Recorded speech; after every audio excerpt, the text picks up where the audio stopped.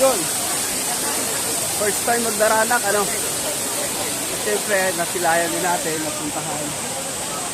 At siyempre, nakikita natin ang malatitan. Yun na pinaka-importante sa lahat, di ba? Yun.